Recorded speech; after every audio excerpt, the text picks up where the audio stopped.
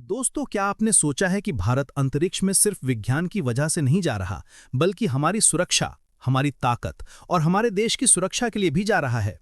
जी हां, भारत 2029 तक 52 defence satellites launch करने वाला है। ये सिर्फ सैटेलाइट नहीं, ये हमारी नई ताकत, हमारी नई सुरक्षा और हमारी नई रणनीति का प्रतीक है। आज हम विस्तार से जानेंगे कि ये 52 सैटेलाइट्स क्यों जरूरी हैं, उनका क्या महत्व है और दुनिया इस पर क्या सोच रही है। ये 52 सैटेलाइट सिर्फ संख्या नहीं है, हर सैटेलाइट का अपना रोल होगा।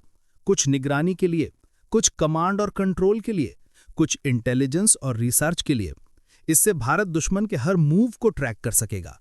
ये मिशन भारत को स्वतंत्र और मजबूत रक्षा क्षमता देगा। इस मिशन के पीछे डीआरडीओ और इसरो की साझेदारी है। डीआरडीओ तकनीकी और सुरक्षा इनोवेशन का नेतृत्व करता है।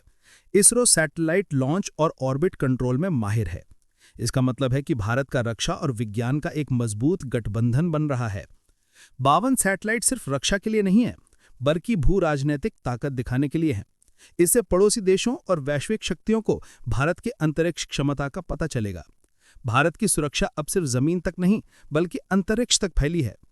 इन सैटेलाइट्स में advanced AI, high res imaging और रियल टाइम डेटा ट्रैकिंग होगी। इसका मतलब है किसी भी खतरे का तुरंत पता और तुरंत जवाब। ये तकनीक सिर्फ मिलिट्री नहीं, बल्कि राष्ट्रीय सुरक्षा और साइबर रिसर्च में भी काम आएगी। इस मिशन से भारत की सुरक्षा में बहुत बड़ा बदलाव आएगा। भारत की निगरानी और जवाब देने की क्षमता बढ़ेगी। चीन और पाकिस्तान जैसे पड़ोसी देशों के लिए ये एक सिग्नल होगा कि भारत की सुरक्षा अब नई ऊंचाइयों पर है। कुछ विशेषज्ञ कहते हैं कि ये मिशन भारत को अंतरिक्ष में ग्लोबल पावर बना देगा। वहीं आम जनता में उत्साह भी है और सवाल भी उठ रहे हैं कि क्या ये खर्च सही है, क्या पड़ोसी देशों की प्रतिक्रिया कैसी होगी।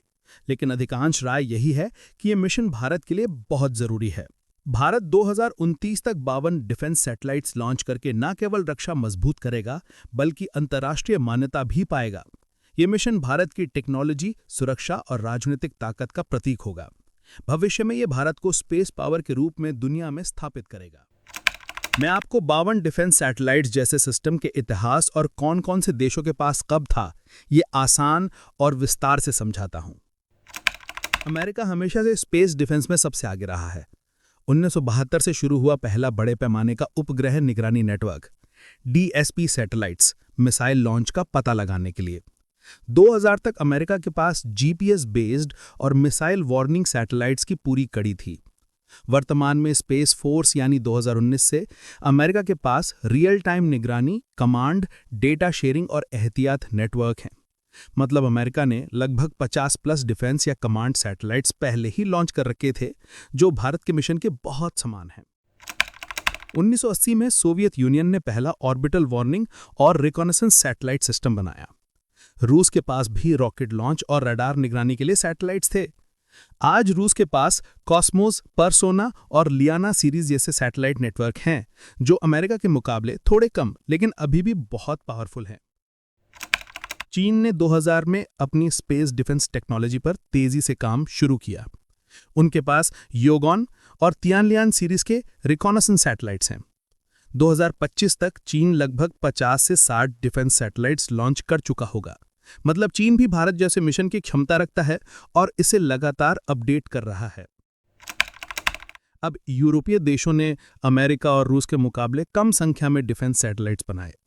हीलियस, सीएसओ फ्रांस के रॉकेट और निगरानी सैटेलाइट्स। यूके ने हाल ही में स्क्वाड्रन स्तर पर कम संख्या में सैटेलाइट्स लॉन्च किए हैं। अब भारत भी इस लिस्ट में शामिल हो रहा है। डीआरडीओ और इसरो के 52 डिफेंस सैटेलाइट्स का मिशन 2029 तक पूरा होने वाला है। ये भारत को यूएसए, चाइना, रशिया के बराबरी में ग्लोबल डिफेंस नेटवर्क की दिशा में ले जाएगा। भारत का डिफेंस सैटेलाइट मिशन अमेरिका, रूस, चीन से तुलना।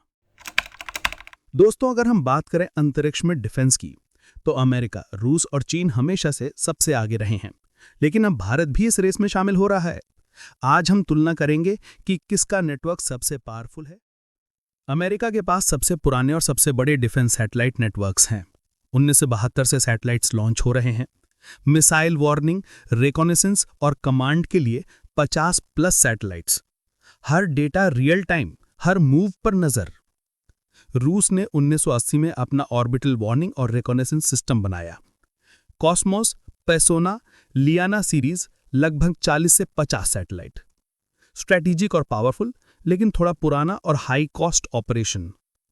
चीन ने 2000 में अपना नेटवर्क बनाया, योगन और तियानलिन सीरीज 50 से 60 सैटेलाइट। अब बात करते हैं भारत की। डीआरडीओ और इसरो का 52 डिफेंस सैटेलाइट्स का मिशन। 2025 प्लस से 2029 तक 52 सैटेलाइट्स लॉन्च होंगे। भारत का मिशन सिर्फ सुरक्षा नहीं, बल्कि फ्यूचर टेक और स्पेस पावर का सिंबल है।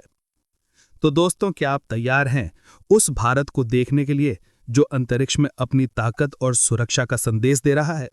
अगर आपको यह वीडियो पसंद आया हो तो लाइक और सब्सक्राइब जरूर करें।